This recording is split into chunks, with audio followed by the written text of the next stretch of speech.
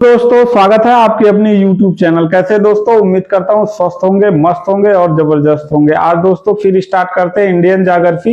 इसके कई video upload हो चुके हैं, अगर आप नहीं देखे हैं तो जाके प्लेलिस्ट में इंडियन ज्योग्राफी नाम से प्लेलिस्ट बनाए, वहां पे देख लीजिए।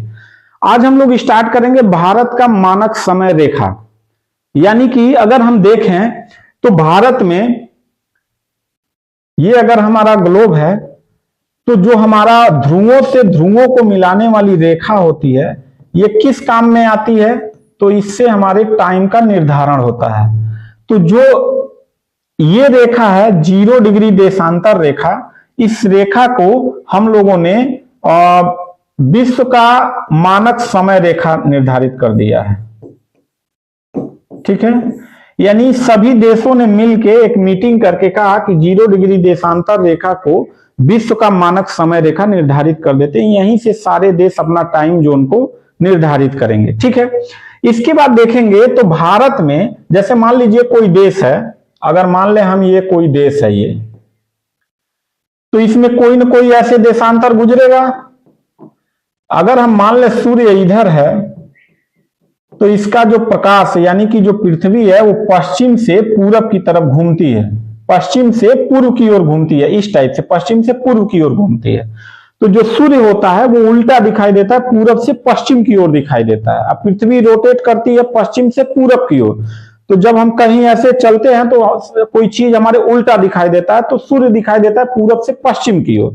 ठीक है, तो अगर हम मान लें कि यहां कोई देश है, जैसे भारत को ही ले लेते हैं, तो ये पश्चिम से पूर्व की ओर पृथ्वी घूम रही है, तो सबसे पहले सूरज कहां दिखाई देगा? तो सूरज सबसे पहले अरुणाचल प्रदेश में दिखाई देगा और डूबेगा किधर? आपके गुजरात में डूबेगा। तो क्या जब ये सूर्य दिखाई देगा तो ये यहां पे भी वही टाइम होगा? नहीं। तो इसके लिए क्या किया गया, किसी भी देश में इसके बीचों बीच की रेखा को वहां का टाइम जोन मान लिया गया। जैसे मान लीजिए भारत है तो इसका टाइम जोन यहाँ है, नेपाल है तो वो अपना टाइम जोन कर देगा, रसिया एक बहुत बड़ा क्षेत्रफल का देश है तो वहां पे कई टाइम जोन अपना बना लिया है। ठीक है, तो यहां पे हम देखते हैं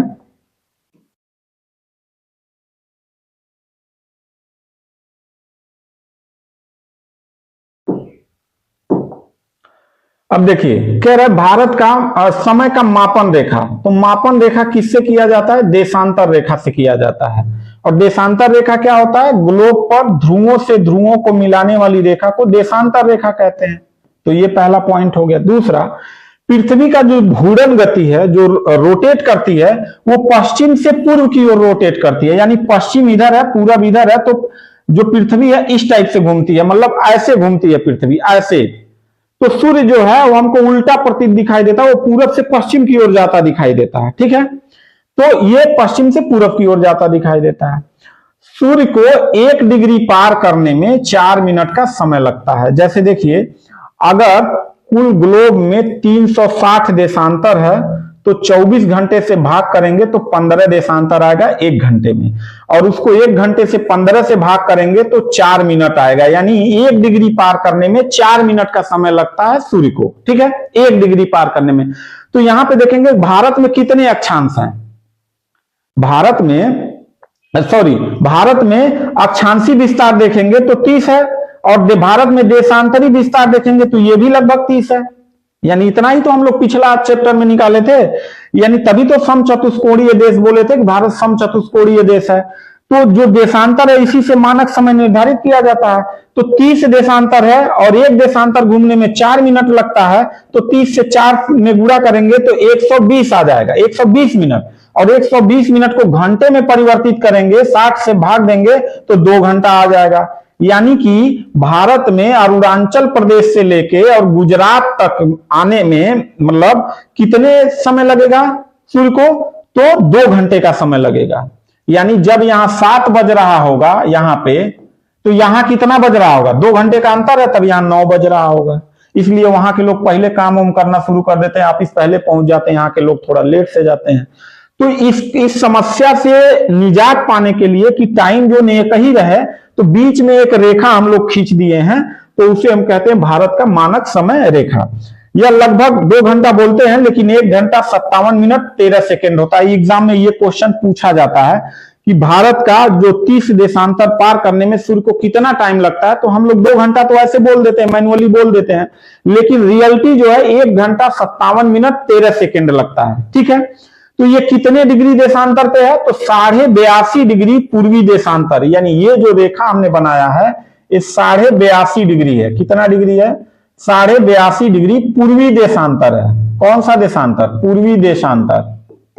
पूर्वी देशांतर क्यों है? कि भारत जो है ये पूरब में स्थित है, यहां पे स्थित है, तो 0 डिग्री अक्षांश के इधर पूरब बोला जाता है, 0 डिग्री अक्षांश के इधर पश्चिम बोला जाता है, इसीलिए इसको बोला जाता है पूर्वी देशांतर। कितने डिग्री? 82.5 डिग्री पूर्वी देशांतर। ठीक है, और ये कितने राज्यों से होकर गुजरता है? 5 राज्यों से होकर गुजरता है। देखिए 5 राज्य कौन से हैं? ये तो हमारा नेपाल हो गया, उत्तर प्रदेश सबसे पहले आएगा, यानी 1 नंबर पे आपका आ जाएगा उत्तर प्रदेश। फिर 2 नंबर पे जब आएंगे तो 2 नंबर पे हमारा आ जाएगा मध्य प्रदेश, 3 नंबर पे आएंगे तो हमारा आ जाएगा छत्तीसगढ़, 4 नंबर पर आएंगे तो हमारा आ जाएगा उड़ीसा, और 5 नंबर पर आएंगे तो हमारा आ जाएगा आंध्र प्रदेश। ये 5 राज्य हैं। देखिए सबसे पहले उत्तर प्रदेश में, मध्य प्रदेश में, छत्तीसगढ़ में, उड़ीसा में, आंध्र प्रदेश में। समझ में आया? ये हैं 5 राज्य जहां से हमारा 82.5 डिग्री पूर्वी देशांतर रेखा गुजरता है। और यह कहां से है? तो इसका निर्धारण किया गया है आपका इलाहाबाद में। यह है प्रयागराज। कौन सा राज? प्रयागराज। पहले इलाहाबाद बोला जाता है, कहीं नैनी नामक स्थान से, नैनी नामक स्थान, या कहीं कहीं मिर्जापुर भी दे देता है, मिर्जापुर। ठीक है, तो ये तीनों नाम सही है कि 82.5 डिग्री पूर्वी देशांतर कहां से गुजरता है, तो इलाहाबाद यानी उत्तर प्रदेश के इलाहाबाद यानी प्रयागराज में नैनी नामक स्थान से। अगर नैनी ना दिया हो तो मिर्जापुर दे देगा, मिर्जापुर नहीं होगा प्रयागराज दे देगा। ठीक है, तीनों अगर ऑप्शन में कोई भी है तो आप सही कर लेंगे। ठीक है, ये 5 राज्य हैं इधर से। ठीक है, तो यहां से time zone, Indian standard time zone निर्धारित किया गया। अब एक चीज समझिए, अब एक क्वेश्चन यहां से ये आता है कि क्या सूर्य अगर अरुणाचल प्रदेश में निकल रहा है तो उसी समय क्या गुजरात में भी दिखाई दे देगा? नहीं देगा, क्योंकि भैया 30 देशांतर सूर्य को पार करना है ना। भारत का जो विस्तार है, ये देशांतर रेखा है, 30 देशांतर है। तो भारत में 30 देशांतर पार करने में आप पीछे देखें कि 2 घंटे का समय लगता है बाबू। कितने घंटे का? 2 घंटे का। तो क्या यहां पर अगर सूर्य निकला है तो यहां पे भी निकल जाएगा? नहीं, यहां पे नहीं निकलेगा, यहां 2 घंटे बाद दिखाई देगा। तो क्या सूर्य केवल अरुणाचल प्रदेश में दिखाई देगा कि कुछ आगे तक दिखाई देगा? तो इसको एक मानक रखा गया है, इसको याद रखेंगे कि सूर्य जो है सुबह जो दिखाई देता है अरुणाचल प्रदेश में है, और यहां पर सूर्य जो है सुबह गुजरात में दिखाई देगा। इधर 2 घंटे के बाद गुजरात में दिखाई देगा। तो क्या सूर्य का प्रकाश पूरा गुजरात तक आ जाता है? नहीं। इसको देखिए, ऐसे रेखा खींचा गया है, अगर सूर्य यहां पर है तो इसका प्रकाश लगभग जो है यहां तक आता है, भारत के मध्य तक आता है। लेकिन प्रकाश जो होता है एक 6 डिग्री, यहां 6 डिग्री जो है ये सिविल ट्यूबलाइट बोला जाता है। ट्यूबलाइट, सिविल ट्यूबलाइट, ये 6 डिग्री है। कितना डिग्री है? 6 डिग्री है। कितना डिग्री? 6 डिग्री। इसको सिविल ट्यूबलाइट बोला जाता है। इसके बाद ये जो रेखा है इसको 12 डिग्री जो है, 12 डिग्री नाटिकल ट्यूबलाइट बोला जाता है। ठीक है, और इसके बाद ये जो रेखा है,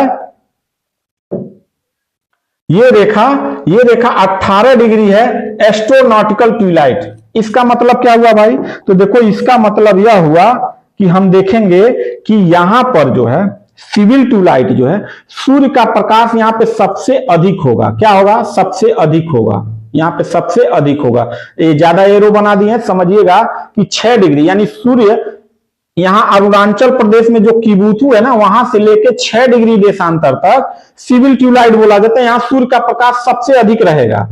इसके बाद देखेंगे तो 12 डिग्री तक यह प्रकाश थोड़ा कम दिखाई देगा। क्या दिखाई देगा? कम दिखाई देगा। यहां देखिए इतना एरो लगा दिए, यहां कम लगाएं।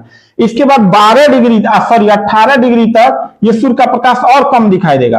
तो जैसे जैसे सूर्य आगे की तरफ आएगा, मतलब सूर्य तो नहीं आता, पृथ्वी रोटेट करती है तो सूर्य हमको चलता दिखाई देता है। तो पृथ्वी जैसे जैसे घूमेगी वैसे वैसे ये इधर की तरफ आएगा।